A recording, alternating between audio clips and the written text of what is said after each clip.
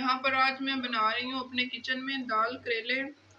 तो चल के देखते हैं कि हम इसको किस तरीके से और क्या क्या स्पाइसेस और क्या चीज़ें डाल के हम इसको बनाते हैं, जो कि बहुत ही डिलीशियस और मज़े का बनता है। तो रेसिपी स्टार्ट करते हैं। बिस्मिल्लाहिर्रहमानिर्रहीम। अस्सलामु अलैकुम। I am Sara Shah and you are watching my YouTube channel Sara Shah food secrets. तो कैसे हैं सब माई यूट्यूब फैमिली? मैं अल्लाह के फजल करम से बिल्कुल ठीक ठाक हूँ। तो आपको इंग्रेडिएंट देख के कुछ पता भी चल गया होगा कि मैं आज अपने किचन में क्या बनाने वाली हूँ।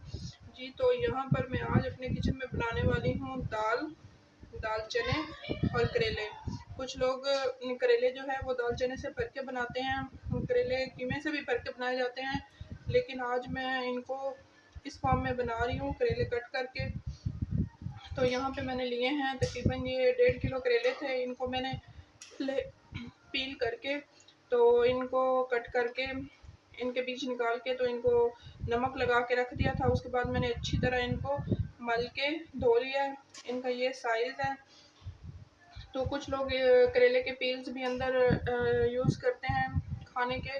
जब वो करेले बनाते हैं तो जो उसके छिलके होते हैं उनको भी अंदर पकाते हैं, लेकिन मैं उनको नहीं पकाती क्योंकि मेरे घर वाले करेले बड़ी मुश्किल से खाते हैं और मुझे करेले बहुत पसंद है, इसलिए फिर मैं बनाती हूँ इनको। यहाँ पे मैंने लिए हैं तकरीबन ये 1.5 पाव टमाटर हैं। इनको मैंने क्यूब में कट कर लिया है। यहाँ पे प्याज है तकरीबन 1.5 पाव और दाल थी 1 पाव और 5-6 अदर हैं हरी मिर्चें। इनको मैंने दरमियान से इस तरह कट कर लिया है, 2 पीस कर लिए हैं 1 मिर्च के, ताकि अगर किसी को पसंद ना भी हो तो वो इसको साइड पे कर दें, और अगर बारीक कटी हुई हो तो वो हर बाइट में आपके साथ आती रहती है।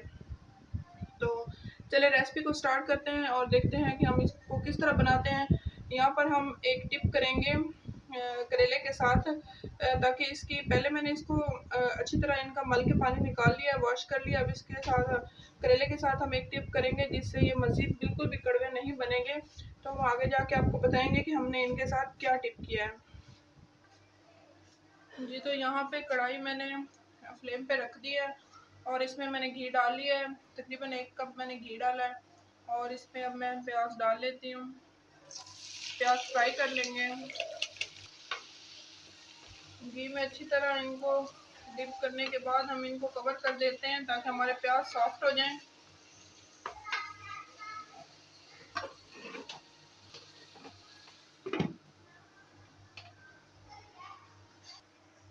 जी, तो व्यूअर्स यहाँ पे प्याज को कवर किए हुए 3 से 4 मिनट हो गए। अब हम देखते हैं कि प्याज की क्या कंडीशन है।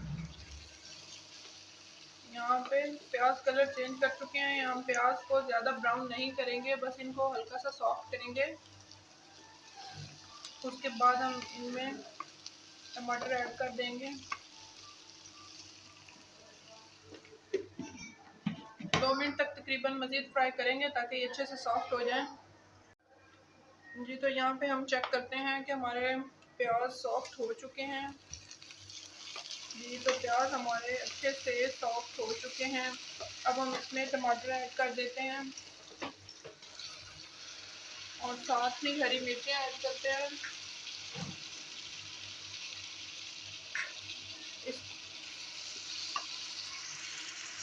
इसको कवर करते हैं और टमाटर के सॉफ्ट होने तक पकाते हैं। जब तक हमारा टमाटर सॉफ्ट होता है 2 से 3 मिनट बाद हम देखते हैं। जी, तो व्यूअर्स यहाँ पे 3 मिनट हो चुके हैं। हम देखते हैं कि हमारे टमाटर किस कंडीशन में हैं। हमारे टमाटर काफ़ी सॉफ्ट हो चुके हैं। बस तकरीबन 1 मिनट तक हम इन्हें मज़ीद पकाएंगे। ये बिल्कुल मैश हो जाएंगे तब तक अंदर।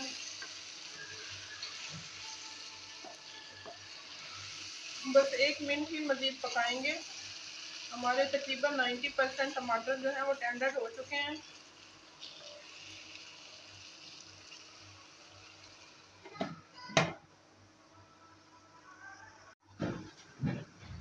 ये तो व्यूअर्स यहाँ पे हमारे टमाटर जो हैं वो टेंडर हो चुके हैं। अंदर बिल्कुल ये मिक्स हो गए हैं प्याज और टमाटर। तो हमें इसी तरह इस कंडीशन में ये चाहिए था। अब हम इसमें स्पाइसेस ऐड करते हैं। सबसे पहले नमक नमक हम कम डालेंगे क्योंकि हमने जब करेले को लगाया था तो उसमें भी नमक है, तो इसलिए हम मसाले में कम नमक डालेंगे। तकरीबन ½ टीस्पून है। अगर हमें ज़रूरत पड़ेगी तो हम बाद में चख के डाल लेंगे। यहाँ पे चिली फ्लेक्स 2 टेबल स्पून भर के, हल्दी पाउडर 1/4 टीस्पून,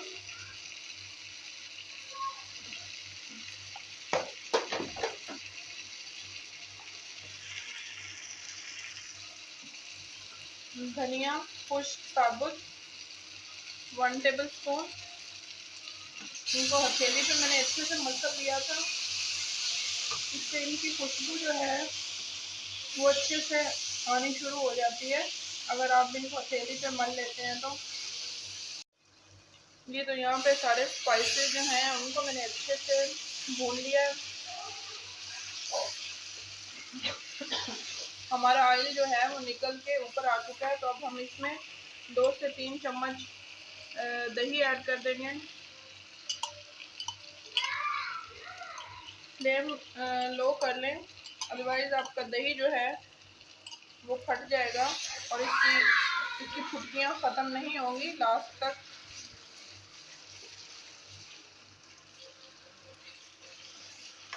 दही को अच्छे से भून लेते हैं। मसाला भूनने पे कोई कंप्रोमाइज़ नहीं करेंगे। अगर आपका मसाला अच्छे से भुना जाएगा तो आपकी रेसिपी भी अच्छी बनेगी और उसका जो टेस्ट है वो निकल के बाहर आएगा।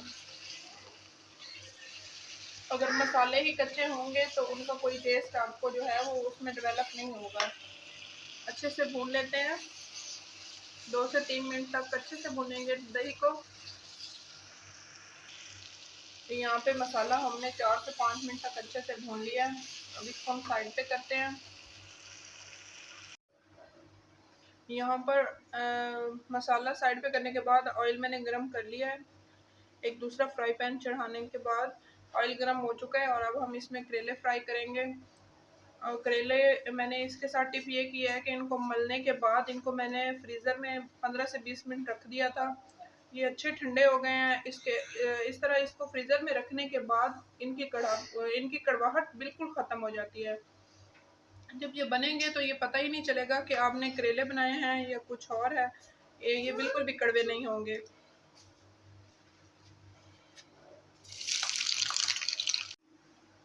जी तो व्यूअर्स, यहाँ पे करेले हमारे जो हैं वो अच्छे से फ्राई हो चुके हैं और ये क्रिस्पी हो गए हैं फ्राई होने के बाद। अब हम इनको जो हमने मसाला पहले रेडी किया है उनके अंदर डाल देते हैं, मिक्स कर लेंगे।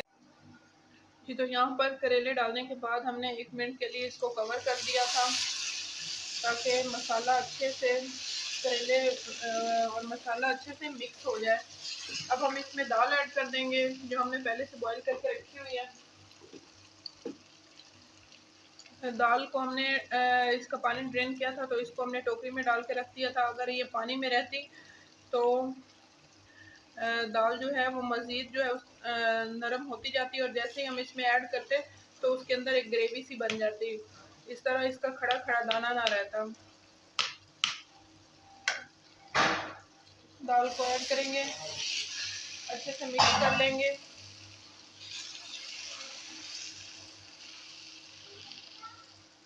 फ्लेम बंद करके इसको 5 मिनट के लिए दम पे रख देंगे हम। उसके बाद हम आपको फाइनल लुक दिखाते हैं इसकी।